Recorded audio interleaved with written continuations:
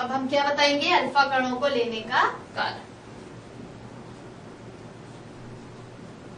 Alpha कण helium के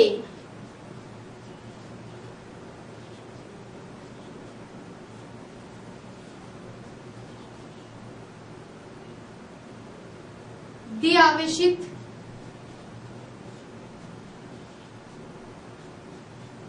कण थे। ये धनात्मक थे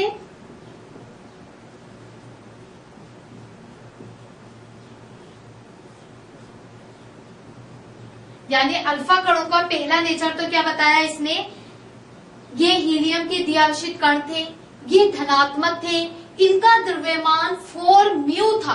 अब आता है म्यू। म्यू द्रव्यमान को नापने की इकाई होती है। इनका द्रव्यमान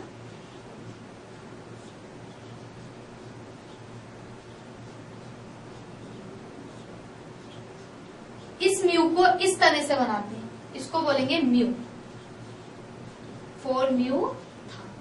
दूसरी चीज आई थी ये, इसलिए तीव्र गति से चलने पर भी इनमें क्या थी, पर्याप्त ऊर्जा थी। क्यों? क्योंकि द्रव्यमान क्या था, अधिक था।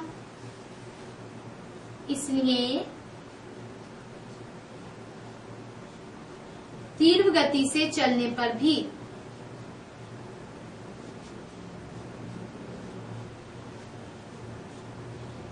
तीव्र गति से चलने पर भी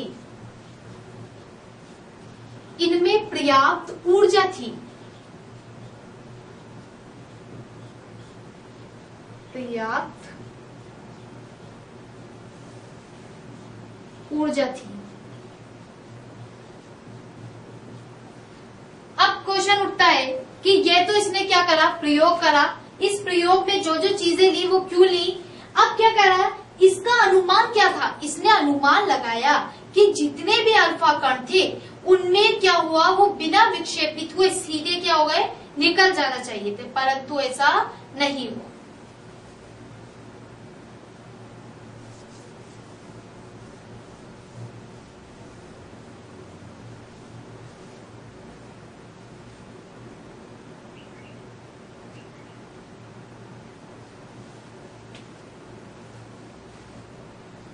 अब क्वेश्चन आता है, अनुमान लगाया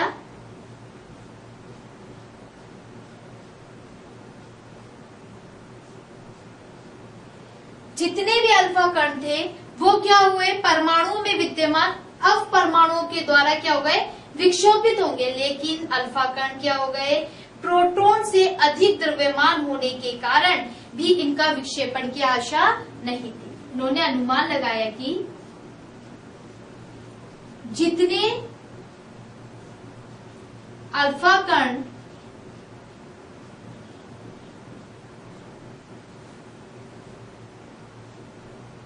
थे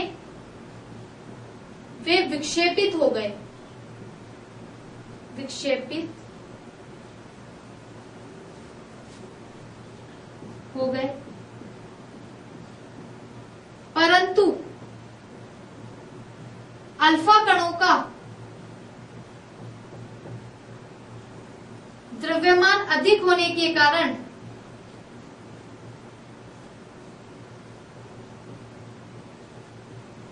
इनमें विक्षेपण की क्षमता नहीं पाई गई। अधिक होने के कारण इनमें विक्षेपण की क्षमता नहीं पाई गई।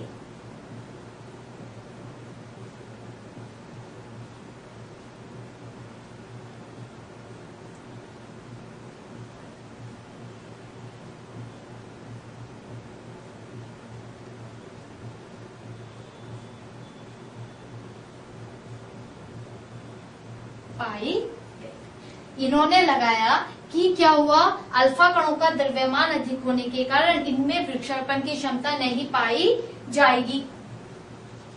परंतु क्या हुआ, जितने अल्फा कण थे वे विक्षेपित हो गए, यानी इनके अनुमान से क्या हो गया, उल्टा हो गया।